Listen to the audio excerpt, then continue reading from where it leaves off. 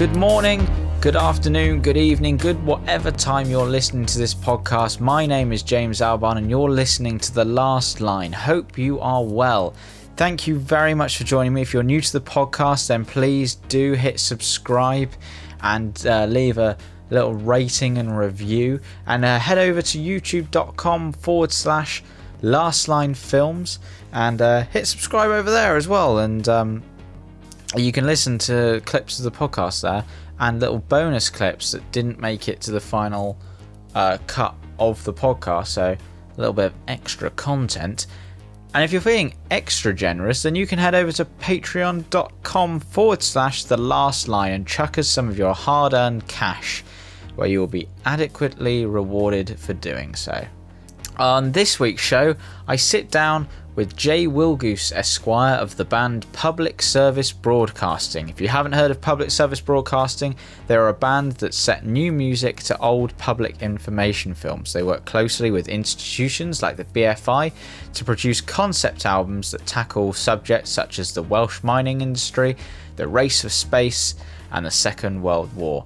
Jay was kind enough to invite me to sit in his studio in January of this year, where he recorded the majority of the band's first two albums, Inform, Educate, Entertain and The Race for Space, and we had a conversation about his music, creative process and live shows, but we also managed to have time to talk about his favourite football team and his thoughts on being interviewed.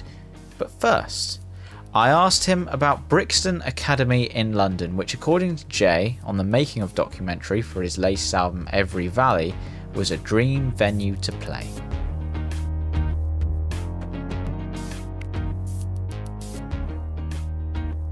I think it's such a marker for so many bands, you know, kind of working their way up, and if you're lucky enough to kind of, you know, get 1 foot through the door, I think it kind of only really feels like you've kind of forced your way into the room, to sort of torture the metaphor a bit, if you get to Brixton, and if you're lucky enough to sell it out. I think that's when you feel like you've arrived and arrived with a certain degree of kind of solidity / undeniability that means that you don't have to kind of keep panicking and worrying that it's all going to die tomorrow. You know, it might die in like 3 or 4 years, but I think if you got to that level, it's not going to die off that suddenly. So it's kind of I suppose it's something to aim for all bands, but especially I think if you're like me, if you grew up in South London, if you spent your formative years squeezing your way down the side of Brixton trying to get close to the front for various gigs. I mean, I've seen like so many good gigs there. I think the first one might even have been the Manics back in about 96 after Everything Must Go, and yeah, I can't even name all the amazing gigs I've seen there, and it just felt like such a massive, not achievement, but massive kind of yardstick, I suppose, to have got there. And I think a lot of bands feel that way. I remember hearing Guy Garvey talking about selling out Brixton as, that's the aim really. That's when you've kind of made it to a reasonably secure level in terms of a very, very insecure industry, I suppose. The sounds, I mean, I'm not like a sound expert, but like the sound at Brixton is just, you get a really good sound there. I think it depends, yeah. Disappointed there. If you're ever lucky enough to go into Brixton when there's nothing in there, nobody else there, the first thing that our sound man said to me when I got there, must have been about noon on the day, and he just said, right, stand there, and he kind of positioned me just behind the first barrier, I think, because Brixton's got these kind of metal barriers sort of a third of the way up and 2/3 of the way up the floor, and he just positioned me there. He said, right now just clap once.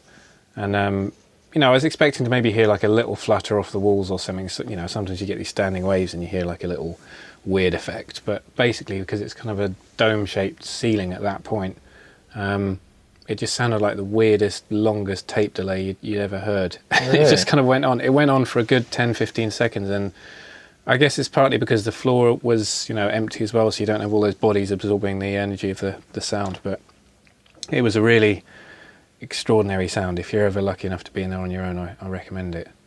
But talking about playing Brixton, turning up there, I said it on the very silly DVD commentary that we did for the Brixton album, but I was turning the corner you come out of Brixton Tube, you turn right, you start walking towards Brixton Academy, you turn left on that corner, and that's when you see it, and you see the name up in lights, or the name about to be up in lights. And just remember thinking, like, this is it, this is the moment, turning that corner and then looking up, and they'd bloody spell the name wrong. So it wasn't like pubic service broadcasting. No, they'd left the E off service, so it was cervic broadcasting. There was a bloke up a ladder still doing it, so I had to shout up at him and go, like, mate, you've left an E off there. And he didn't even take my word for it. He came down the ladder, looked at the poster on the sort of, on the pillar next to it, and was like, oh yeah, you're right, yeah, I've left the E off. I was like, you're all right, mate. Whatever. Yeah, you have. Yeah, please put it up there. So if you look at photos of that night, you can see it's ever so slightly squished, because he's obviously not left the room he needed to for all those letters. But there you go. It's like the first time I ever went into HMV and thought, it was when the war room, we finally got some sort of distribution for the war room, so it was going into shops properly rather than me just sort of posting out of my living room. And went in there, and I was like, this is the moment, I'm going to flip through the racks and it's going to be there. And I think they'd got us listed as public service broadcast on the little rack thing, and I was like, oh God, it's never going to happen, is it? That one sort of valedictory moment of like, yes, you can play the Hallelujah music. It's always like, oh, come on. Yeah, there you go. So that's what you were doing, but you were posting out before it got into shops and stuff. I guess you had loads of copies and you were just... Yeah, I mean, there was the first EP, which was a 10-inch, which was called EP1, which was mostly demos and stuff, and it was back when there were no live drums on it. It was all kind of programmed drums, really. Which I've tried to find, by the way, and I can't find anywhere. Yeah, I found 6 copies about a year ago, and I've given one away for our charity efforts, and I think I've got 5 left. So yeah, they seem to go for quite a lot on eBay, which is ironic, given that I remember, I think there was this pressing plant in Norwich or somewhere like that pressed them up, and at the time he was like, are you sure you don't want 500 of these, because it only costs about 200 quid extra? And I was like, in all honesty, I'm never even going to shift these 250, so they're just going to end up sitting in the loft somewhere, so let's just stick with 250, please. And should have thought bigger, but I'd had lots of experience of many demo CDs and records sat around in various houses for years, so I thought it was best to be prudent there. But yeah, EP1, I was trying to flog that at gigs for a while, and it went very, very slowly, and it was only really when the War Room came out that people started kind of ordering that as well, and I finally got rid of the last few copies of it. But the War Room, it just started, it was on Bandcamp, and it was, you order it, I get an email saying you've ordered it, I've got to work out how to bloody post out 250 records, and it turned into like a little cottage industry, really. And I had my mum helping me like tape them up, and it was fortunate because I only lived around the corner from the post office at that point, so I was just like carrying them around in 2 big bags and dumping them all in there and saying, can I have all these second class, please? But and then finally we got some distribution, and a few shops got in touch as well, like Resident got in touch and Rough Trade West got in touch, so I managed to palm off a few boxes to them, and I was just like so happy to drop them off at their doorstep and go, here you go, thanks so much. But it was, it's great to have had that experience of doing it all yourself, and knowing what it's like to actually sell some records for once. But it was quite time consuming, that full-time job, and trying to work on new music as well and get the album out relatively soon after the war. It was a busy time. Spitfire was the track that sort of took off. Yeah, as it were. It was really. And I remember I wrote the War Room in sequence and had just started working with the management company that we've been working to, up until now. And he was kind of pushing me, saying like, we need something that's going to get on radio, try and write a single. So I wrote it for War Should Come, and I sent that through, and I was like, this isn't a single, don't worry about that. This is just kind of setting the scene. Then I kind of thought London Can Take It, that will be a single. So I wrote that and demoed it to a reasonable standard and sent it through, and was like, here you go, that's a single. And they were kind of like, nah, it's not really, it's good, but I don't, it's going to struggle to get on the radio. So I was like, oh, geez, what, So then I had the riff for Spitfire, like the basic verse riff, and just, I just chipped away at it for weeks. I remember hitting a real brick wall with it and just having a basic kind of verse groove, but not knowing where it was going to go. And finally kind of getting this, it was the kind of the percussive keyboard bit that comes in that sort of changed the song for me, and then the riff sort of came out of nowhere, and then yeah, I remember playing that to my wife, and she said, not sarcastically for once, she said it sounds like a hit record. So yeah, it was a nice feeling to have that. Even then though, I was still walking around listening to it in different places and just trying to feel like, is this actually any good, or is it, you know, do I just think it's good because I've heard it so much, and obviously I wrote it, so I like it. I actually heard I think it was London Can Take It. It was like playing on Newsnight, I think. I was like, oh. It ends up on all sorts of stuff, like it's ended up on Made in Chelsea, which has been quite interesting to see, but there you go. Do you get lots of Made in Chelsea fans just like around? I don't think the Venn diagram Not of noticed like, Made in Chelsea fans and fans of us, I don't think there's a big overlap in the middle of that, but again, it's nice of them to play it. I think we got asked to do a gig for them once, actually. They were doing like a artists featured on the show. Oh, really? But it was at Stamford Bridge in the Chelsea Hotel, which kind of really put me off because I'm not a fan of Chelsea. So. Who are you a fan? Wimbledon. Ah. So, yeah, it runs deep. Yeah. and irrational as well, as you can tell. But, yeah. I watched a documentary about it. I hadn't realised the sort of history of Wimbledon, you know, with I remember the MK Dons thing, because some of my family live in Milton Keynes.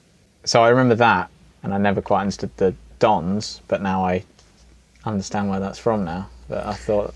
Yeah, I mean, I'm sure you don't want to turn your podcast into a political machinations of terrible footballing decisions, but yeah, that was a terrible football decision, so let's just probably leave it there. They're coming back though, they've come back and...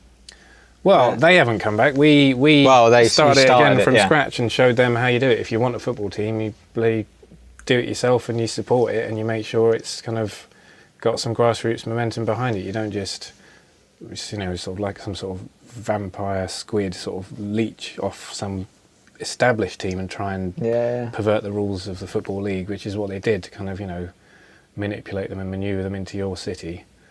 Sorry, not city, it's a town. Yeah, it's a town. You know, I don't have anything against the place as such, but it's hard not to... resent it slightly. Yeah, it's irrational, it's stupid, but, you know, I think we would have a hard time doing a gig there. I don't think we would. We haven't.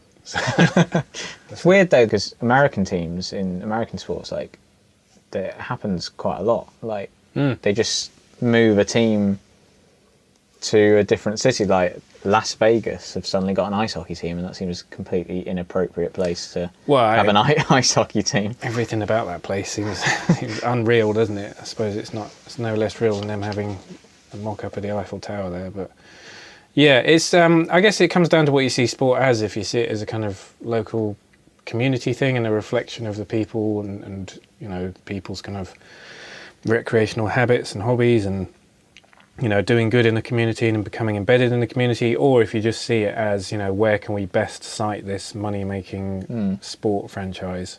And the terrible thing about the Wimbledon decision was that it seemed to be like it was opening the door to go down the route of, you know, there's no reason Manchester United couldn't suddenly decide that the best place for their stadium is just off the M6 toll road or something, or, you know, right next to the Channel Tunnel to pick up continental traffic, or next to Heathrow. I mean, there's no reason they couldn't cite the Milton Keynes decision as part of that, because it was a time when the Football League broke its own rules, you know, that your team has to come from within 10 miles of the conurbation it takes its name from. So it seemed to be setting a dangerous precedent, and in the process stealing our football club and its league place. But yeah, you know, I don't want to bang on about it.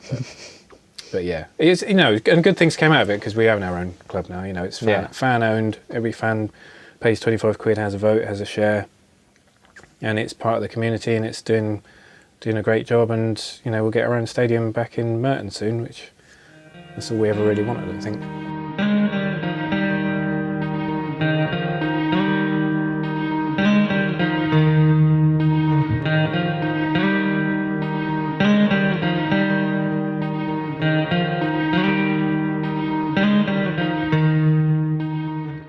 I took a relatively cavalier approach in the early days of just being like, nobody's ever going to listen to this, because I thought nobody was ever going to listen to it. And that's, you know, I made a couple of songs without even getting in touch with the BFI, and then it was only really when I started thinking, I'm taking this more seriously than I was, I should really speak to them about it and see if it's remotely feasible. Is there anything like they will say sort of don't use it like this, or They've never said that yet. I mean, maybe they would, but they just license it to us and they never ask to see it or hear it before it's released. So I think they trust us really not to be too crass or tasteless with their material. Right. I think they trust us to kind of, do it in the right way.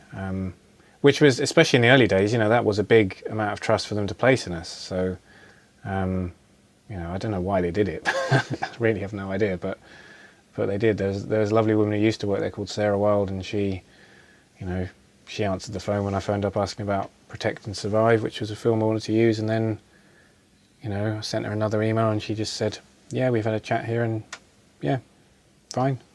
And that was it, which that's the kind of flexibility you don't get inside a lot of the bigger archives. They just come back with this is our rate sheet, and it's something eye-watering like 50 quid a second or something like that. And Yeah, it's just not feasible. Do you make the track first and then go, hey guys, we've made this song using these things, can we use it? I think it's like an ongoing process in both directions really. It's kind of I never want to get too far ahead with the music and not know where it's going in terms of the archive. Like I can have a certain idea, like I can write the bones of the song, like they gave me a lamp and be like, I want this to be about the women's group, I want it to have this particular feeling, I want it to have this kind of atmosphere. But then you don't want to get to the point where you've developed it so far and then you just can't find the archive. So at a certain point my kind of panic levels will reach a certain level, and I'll start kind of like simultaneously casting about for the actual archives that I'm going to use, if I don't already know it, because there is a certain amount of research that goes on beforehand anyway. And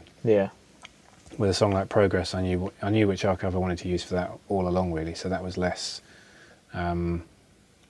worrying in terms of putting the album together. But it's hard to kind of unravel it really and say at what stage things happen. The speech samples don't normally actually physically go on, even if I know what they're going to be, until relatively late.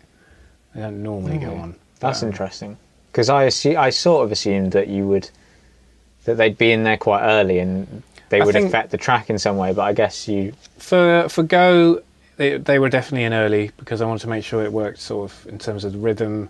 For the other side they were in early because again I wanted to make sure the narrative worked. But for Gagarin the whole song was written and done and finished, and then it was like, God, where am I going to squeeze all these bits in? And then you start hitting ideas of using like Gagarin, Yuri, Alexeyevich, trying to use the rhythm of that, which isn't how he said it at all. It's kind of time stretching various syllables and trying to make it land on the beat and all stuff like that. But maybe it'd be easier if they were in there from earlier on, but sometimes I just want to let the music kind of develop on its own and keep it all a bit separate. I've got a good idea of what the quotes are and what I'm going to use where, but I don't want to kind of put them on there until I've got a better idea about what the music's doing, I suppose. Right. Interesting. The night mail, is that how he says it? The original's a bit slower, so again, yeah, that was time stretch, and each line in some cases syllables to try and make it match our tempo. But yeah, it's delivered like that. Yeah. And then you've got I think it's Britain's music underneath it, which kind of I had to go through and kind of silence or cut down or obscure somehow, which is why the end of that song is so busy. I think it's because it's trying to just let the speech get through and not have any of the original music come through.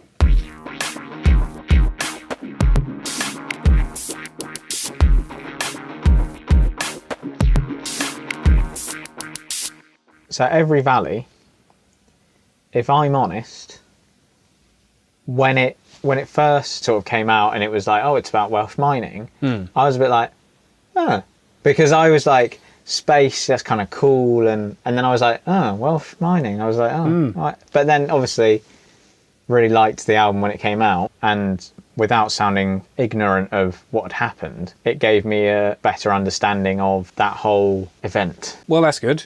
That's a nice byproduct of it, I guess, yeah. But I was just wondering why you went from space to Welsh mining, and did you worry about whether people would be like, oh, that's weird, or... Well, I wanted them to think it was weird. That's the reaction I wanted to have. I wanted people to be like, oh,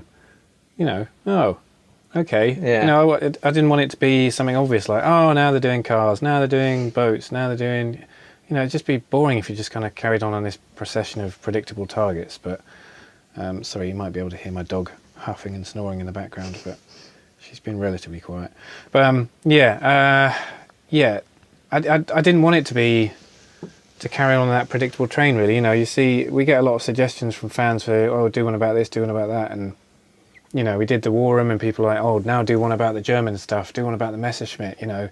Like, no, we've done that, we're on to the next thing now. And then you do the space race, and people are like, oh, do one about, you know, the Comet Lander on Philae, and do one about New Horizons and Pluto, and do one about Tim Peake in space. You're like, no, I'm not sure you get this. Like, we've done about Tim Peake. We've done an album about space, now we're on to the next thing. Like, we're not just going to kind of like find a thing that works and just stick with it, because what is the point? Like, what would the point be? You might sell more records and you might make money, but what's the point of that? That's just no interest. I mean, you know, I want to be able to keep doing this for a living, but it's got to be interesting. It's got to be something that's stimulating. It's got to be something that is unpredictable and in some ways, you know, just doesn't make sense.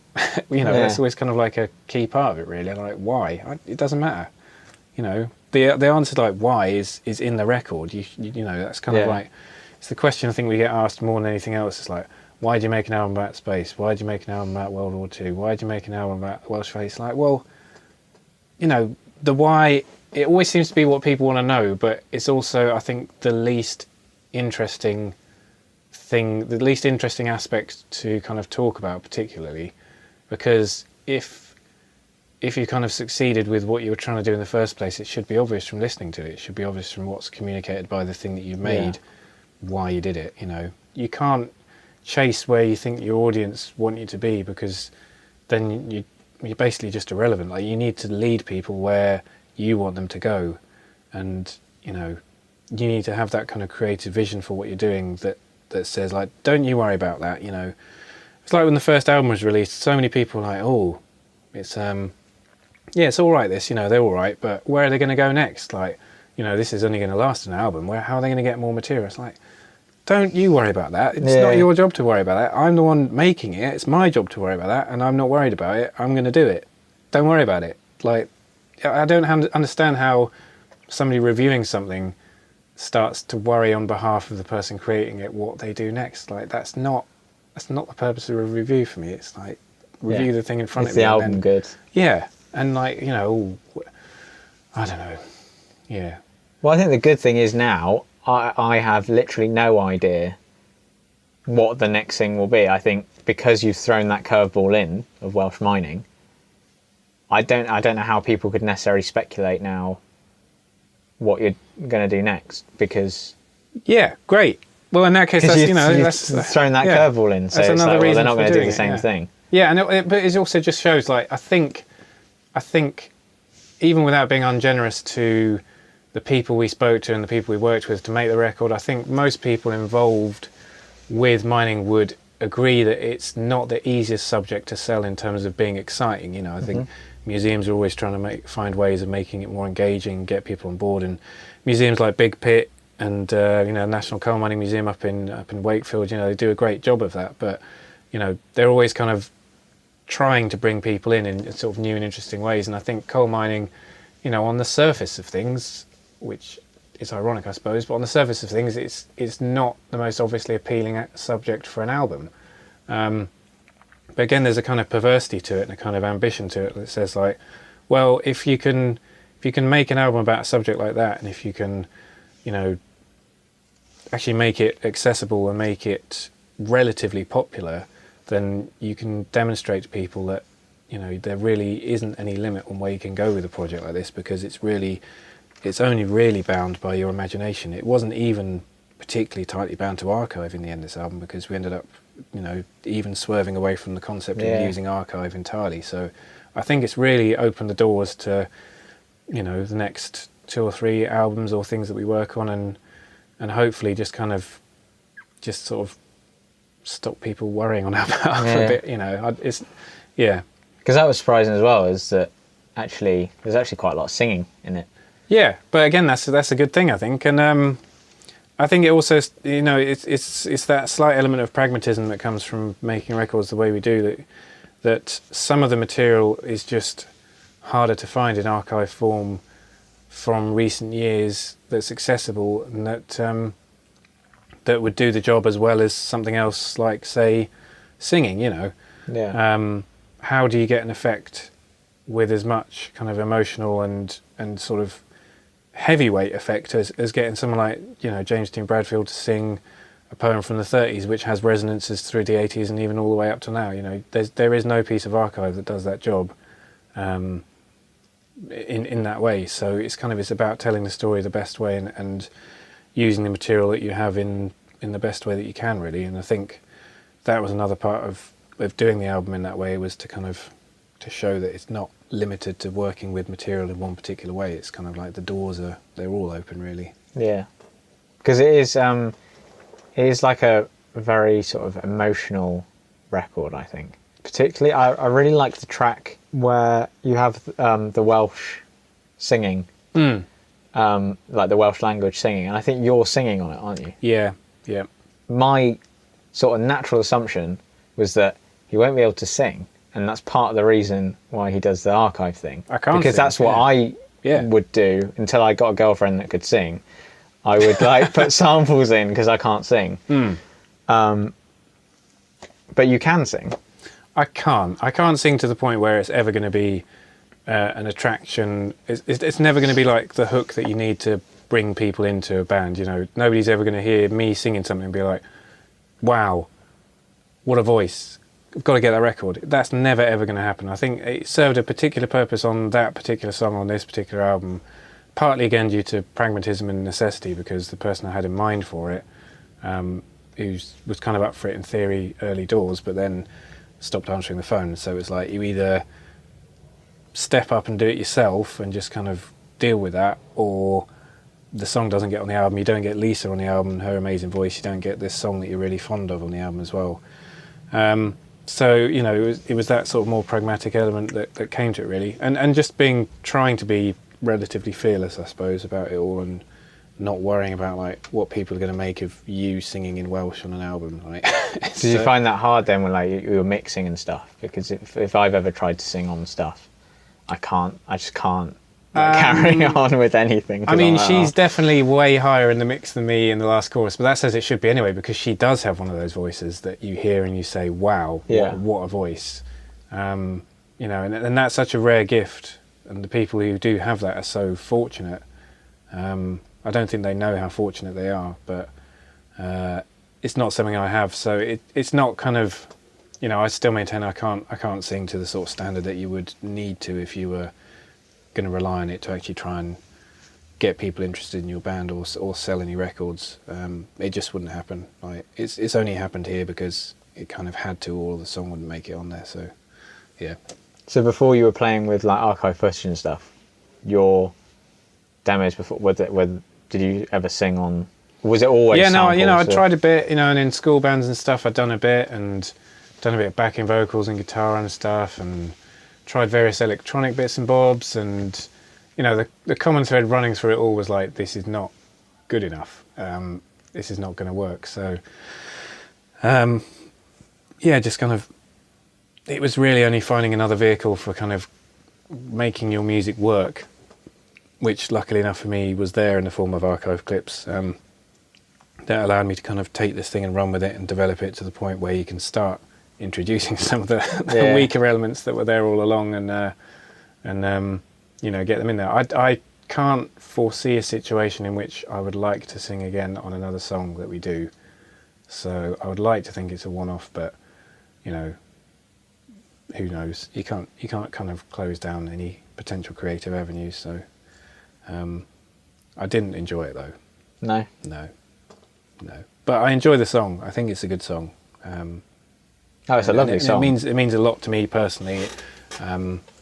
Excuse the squeaky studio chair. It means a lot to me personally, and the person I was singing about, which is my wife, but also in terms of the context of the album and the idea of having all these kind of forces ranged against you, and maybe the machinery of the state and all these kind of massive crushing forces weighing down on you that you have no control over, and then trying to take some kind of solace from the strength of your relationship or your community, that, you know, that meant a lot as well.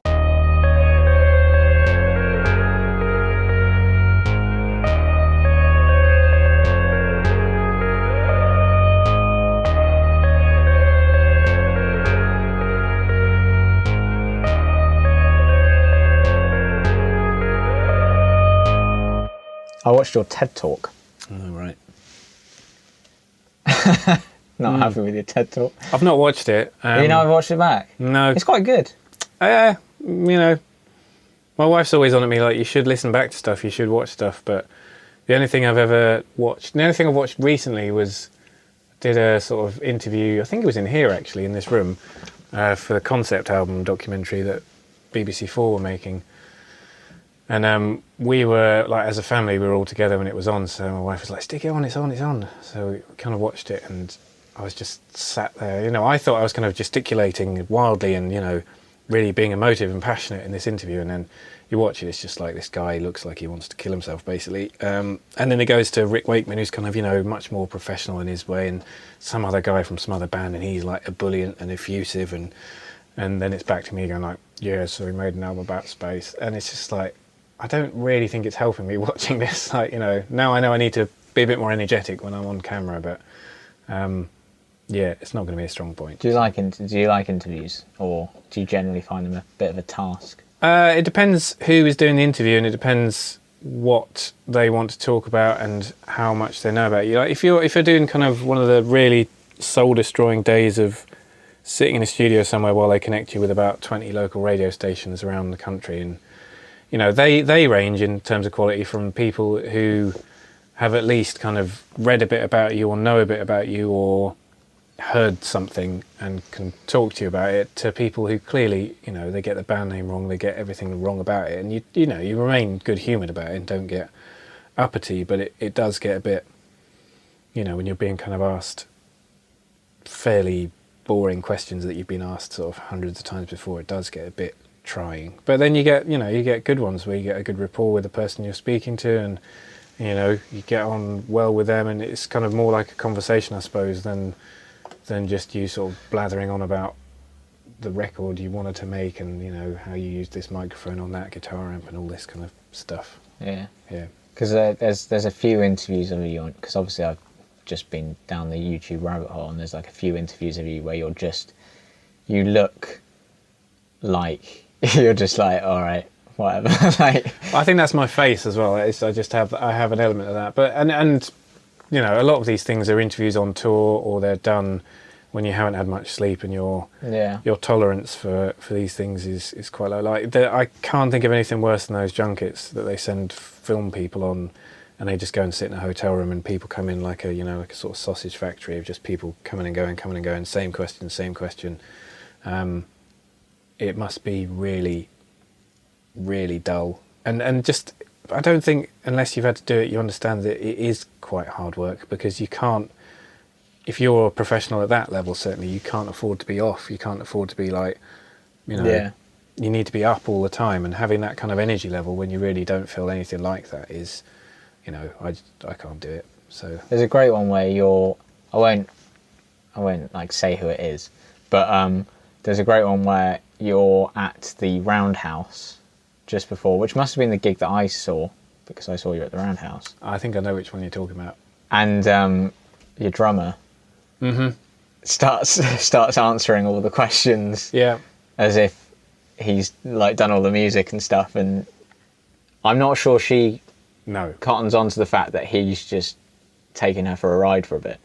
No, I don't think that was apparent, without wishing to do her a disservice. You get some odd ones, and I think we've kind of stopped doing interviews together, me and him, unless they're kind of, you know, part of a session or something, because people don't, you know, they don't really want to, they just want to talk about the same things really, which is like where the archive comes from, why are you doing this, you know, why, how did you write this, why did you work with that, and, you know, because it's kind of like such a control freak organisation sort of on my part, you know, it's all stuff that just comes back to me anyway, so, you know, poor Wriggles just ends up sitting there not saying anything, or Takes over. or taking over and just making a mockery of the whole thing, which I don't blame him for necessarily, but I'm not sure it's the best way to do these things. It was quite funny. Yeah, it's was funny to be in it, but I do often wonder, looking back on some of them, especially the early ones, like, were we being obnoxious there? I don't know. I think if you're met with somebody who is inept, I think you're allowed to take a certain Tone. yeah, Yeah. sort of trying to gently rib them without them realising that is quite a fine line to try and straddle. So back to your TED talk. Oh yeah, right. Which Wow, what a 10 minutes that was. you talked about. It's all about. If anyone hasn't watched it, they should. Who are these people? They should go and watch it, because you talk about how live music should come with an element of risk, and you use the crime and punishment example. Yeah, my wife was not keen on me putting that in. I was like, but you got this audience, that's the kind of thing you need to throw in to be like It's a TED audience. intellectual, I'm trying to prove that I'm not an idiot. But I found it really interesting, because I sort of was like, yeah, you're right. It should be risky, and it shouldn't be all on a backing track. But then there was also part of me that was like, but if I went to see you and you did have stuff on a backing track, I wouldn't be like, oh. Well, we do, I hope I made yeah. that clear that, we do, but we also go to great pains and efforts to make sure that as much that doesn't need to be on backing track isn't. So, there's all kinds of instrument juggling or layering of things or clever technological things going on behind the scenes. But yeah, no, I didn't let you finish that thought though. If we did, you wouldn't be up in arms. Was that what you were saying? Well, or? yeah, because like I like your music, and I would still enjoy listening to it in a live setting.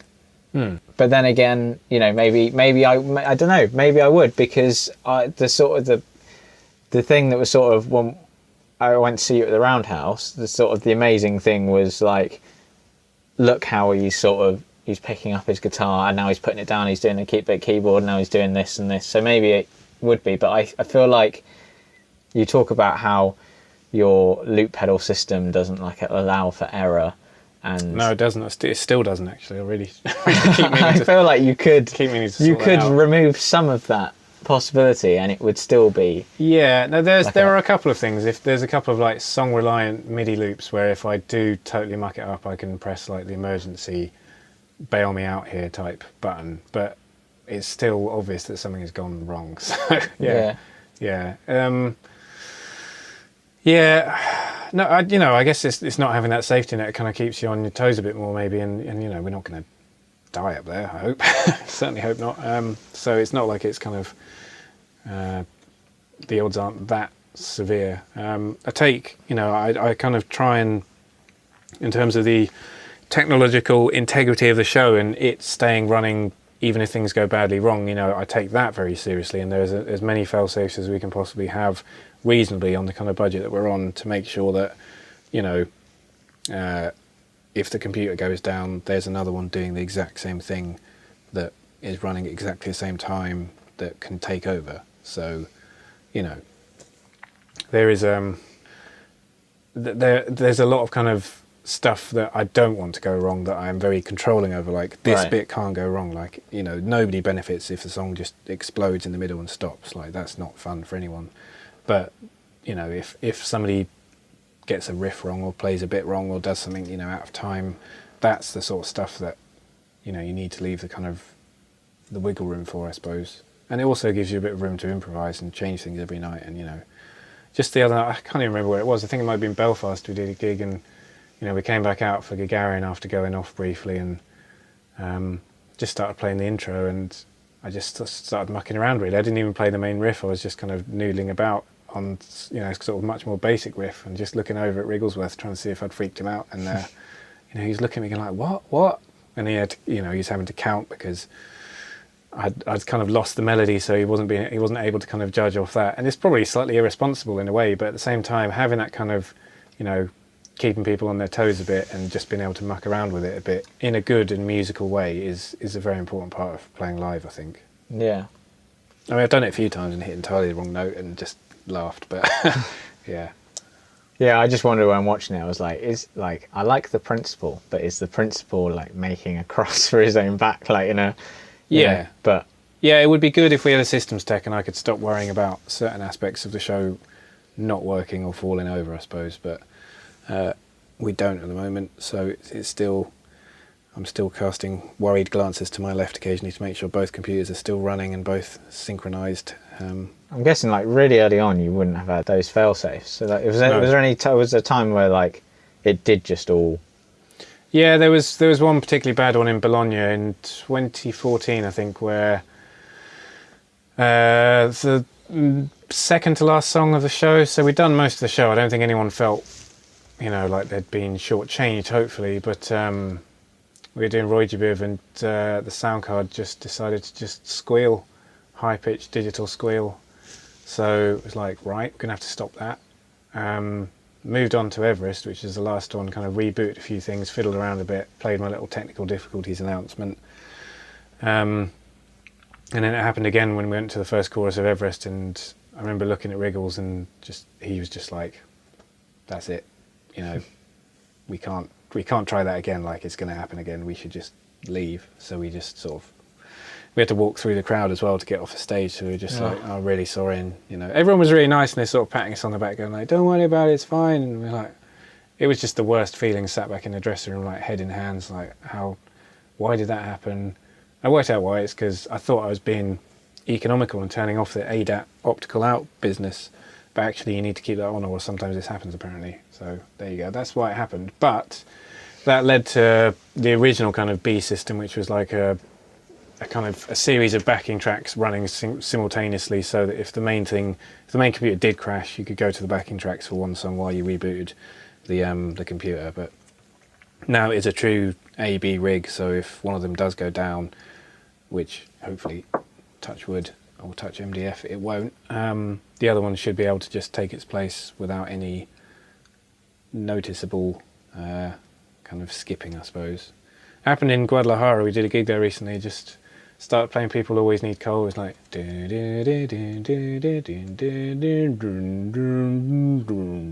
just start slowing down, and so we restarted the song, and it happened again. And that was when I pressed like my emergency buttons to flip over to the second one, and thank God the second one was fine. So we did the whole gig off the second one. But it's normally power issues. Right. It's normally something funny about the power and the voltage, or I don't know what it is, but I'm pretty sure that's what it was there. And God knows what happened to the first one, not the second, but I'm very grateful that the second one was fine. Otherwise we would have had a very short gig in Guadalajara. Sounds like a lot of things to worry about, like when you're playing live. Yeah. Like, is it difficult to enjoy it, or is that part of the fun? Is jostling loads of different things? There's a little bit of there's a satisfaction to like, I just did that. Like, there's a little bit of that sort of the thrill of being slightly on the edge, but without being irresponsible, because people are paying good money to come and see us, and you don't want to be like ha ha ha, I'm just being so cavalier with the risk that you end up sabotaging the show just to kind of keep yourself excited. Playing music on a stage full stop is enough to keep you excited, but I guess you do get a little bit extra from having to be across so many things on stage. But I can relax on stage, and I do quite often, but obviously if something's going wrong and I don't really know what it is or why it's happening, that's when I can become a bit distracted, and it's because the whole set is done like anything that you do sort of based on practice. So much of it is muscle memory. If you miss out one step in the chain, then you're up a proverbial creek, because you don't know how to get back on, because it's normally like one thing after the other after the other after the other, and if you're out of the chain, you're like, well, what's the next thing? You don't know. I can sit here and not be able to play the keyboard melody out of the second verse of Spitfire, even though I played it 500 times, probably more than that. But if I don't go to it from the guitar in this certain position, then I don't know where my hand goes, and I'm like, where am I again? It's all unthinking, I suppose. But when you can get to that kind of like that level of autopilot where you're not thinking about what you're doing and you can just enjoy it, that's really where you want to be, I think, when you're performing. I remember Tom York said something similar about, it sounds bad because he's talking about autopilot, but he doesn't mean autopilot like not engaging with what's going on. It just means your brain is free to concentrate on the experience of playing rather than the sort of the mechanics of playing, which yeah, that's kind of what you're after, I guess. Yeah. Well, I guess as well, you don't have to, if you are stressed, you don't have to talk to the audience because you use the... Yeah, well, I have started talking a bit more, and I think it was about time, because I'd run out of inverted commas jokes on the sampling. I can't keep saying just the same few things everywhere we go. It starts to become a bit tired. And just because the subject matter of the new album and the fact, I'd sung on it, and you start to break down all sorts of walls that you'd previously put up there yourself before.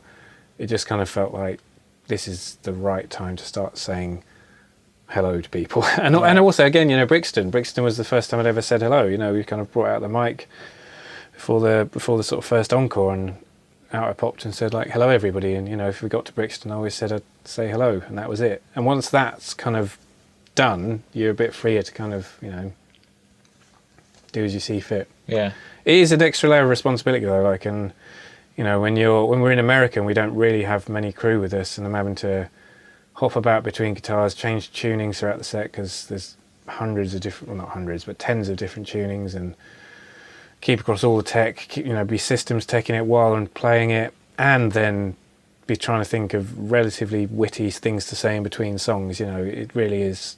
It is a lot to be concentrating on, and I didn't enjoy those first few shows in America because I was still struggling with the new material and not being able to play it without thinking so much. So that was tough. But is that why you did the synthesized voice then? Because I saw you said it's sort of also to send up the way bands interact with audiences, and yeah, and it was to suggest that most bands just have a pre-recorded script that they stick to. And to be fair, as soon as I got a mic, as much as you don't want to, you do end up saying similar things in similar places, and it is a bit, you end up sticking to a sort of script of your own choosing. But you try and leave room for witty ad-libs, but again, it's not really my strong point. So yeah, the reason for going with samples was it just seemed like conceptually it tied in strongly with it. It was kind of a nice wry, tongue-in-cheek way of making it clear that we didn't take ourselves too seriously, and it was a way of kind of avoiding the responsibility of having to be a frontman at a time when I was still trying to find my feet, I guess, actually playing the guitar and making all this sort of stuff work. So it just feels like it's got to a point now where to not at least say hello is a bit much. So yeah. Right. Yeah. I quite enjoyed it though. There's something like sort of, I think there's a lot of like humour in what you do. I don't know if you necessarily think that. Obviously there's a lot of like some of the music you make is very emotional. Like at the Roundhouse when you did The Other Side, when you told the audience to cheer when, well, you didn't, the voice did. Yeah. To cheer when they get to the other, they make communication again. And there was something really sort of weirdly emotional about that. Like it was really sort of like, it almost made me cry actually, like weirdly, because it was like, it almost felt like you were in that room because you were listening to them talk about they've not come back on yet. The stage was dark. There was something like really sort of joyous about everyone cheering when they made it through. It was a sort of like a weird moment for me. Well, that's great to hear, and I think we do hear that from a few people. It does seem to be that it does arouse certain emotions in certain people, certain of the songs. That one in particular, I think, people do seem to really buy into the whole story that we're trying to tell there. And there's something obviously very affecting about hearing people kind of achieve what they achieved that day, almost in real time, as it were, and as part of a shared experience as well. That's definitely kind of heightens the emotional impact of it. But yeah, in terms of like humour in what we do, yeah, it was always there as a kind of defence mechanism, and also just because like to think that I'm moderately amusing in some ways, I guess. So it was there in some of the early songs because the samples themselves were amusing, Yeah. No drinking and driving, not even beer, not even water, and some of the samples in the Now generation, which is the song about corduroy and I can't even remember them. Pleats. Oh yeah, there's what's the one about pleats? It's like we bring you fantastic news, and the news is pleats. Pleats, yeah. Something like that. I mean, who writes that? It's ridiculous, but because you use that sample at the start of that album as well, don't you? Because you like incorporate all the different. Yeah, I was trying to do a DJ Shadow type thing when he Yeah. played live. He's always throwing in samples from different things, so like a sort of overture. Do you still do the mobile phone video? We changed it to audio for the latest tour, so it was the same music and a similar announcement, just saying, again because of tone and because of being aware of what we're about to go into, because we were starting the Every Valley UK tour with just me on stage, just playing the guitar part from the opening track on Every Valley, which is Every Valley, and to have people kind of filing on one by one, and to have these miners' lamps kind of slowly start glowing and then descending on kind of winches. So it's kind of a very impactful and emotional and serious start to a show. A show that does still have a lot of moments of lightness and you would even say sort of humour in it. But it doesn't feel right going into that off the back of this sort of like ho type, jaunty type of thing. Whereas previously it felt a bit more suitable. So I think it's a case of kind of judging the tone really, and it felt in a number of ways because of what the album's about, and because we didn't want to be seen or just more simply be flippant with the subject matter. It's a case of kind of being a bit more sensitive to that and not kind of larking about quite as much, I guess. Yeah. Do you feel like there's a responsibility, like with some of the subject material? Yeah, there always is. Yeah, I mean, because you're like very careful about, like in Spitfire, there's like actually in the War Room, I don't remember there might be one or two. There's not much mention of like the Germans or. No. I deliberately cut them out of the Chamberlain line at the end of If War Should Come because, because my wife told me to. No, she was listening to it and I played her it and it originally had it in, and she said, I think you should cut that out because it's obvious anyway, and also it's irrelevant. It feels inappropriate in some ways, and she was right, and I ended up amending that and kind of changing the pitch of that sentence so it sounds like he ends on Germany. That's not how he spoke it originally. I kind of had to drag him down in pitch at the end of that intonation. So it just sounds like he ends on, I regret to tell you we're now at war. Yeah.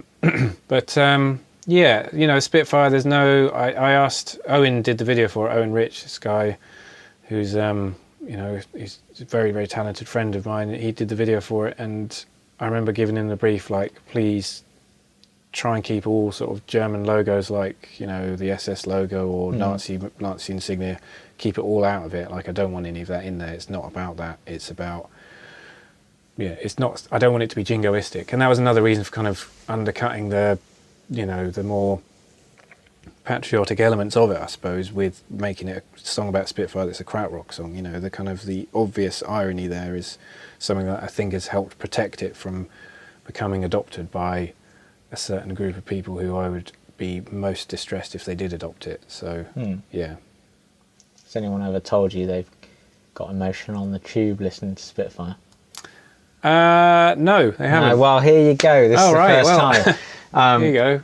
Thanks. I will preface it with, I had just pulled an all-nighter at work. Right. So I may have been tired and emotional. Tired and emotional, right. But in the actual sense rather than the private eye sense, yeah. Yes. Yep. But I was listening to the Live at Brixton album on the tube, and whenever I listen to music, I'm quite like visually minded, so I always think of, images pop into my... Probably everyone does. But I was imagining you headlining Glastonbury. So when you do, give me a call, because I got a great idea. Because I was like, for some reason, the image popped in my mind of you playing at Glastonbury. It's the line where, can you see them? Can you see them? And then Spitfires go over the main stage at Glastonbury, and it made me tear up for some reason. So that's kind of weird. I'm afraid it's occurred to me as well that in terms of, you know, having that idea to be able to do that. If you ever got to the stage where budget-wise it would become an option, I don't think we're ever going to get to that stage, though. We're never going to be a pyramid stage band. You know, it's just not going to happen. But yeah. Well, when you do, I've got some great ideas. Like the rest of the show as well. Cool. I'll from when I was tired. When that doesn't happen, I'll be in touch.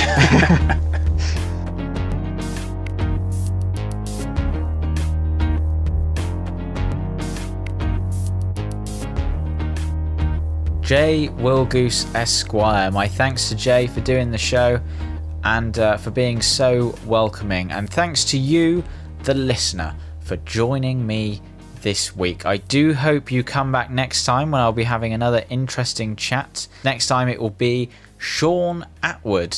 Now, if you don't know who Sean Atwood is, I recommend you go and Google his name because his story is rather unbelievable.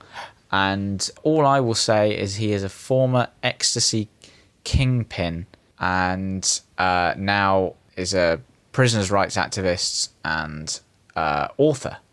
So a lot to talk about with him, and you will hear that the week after next. Do remember to subscribe to the podcast on iTunes and over at youtube.com/last9films. And when I say iTunes, it doesn't have to be iTunes.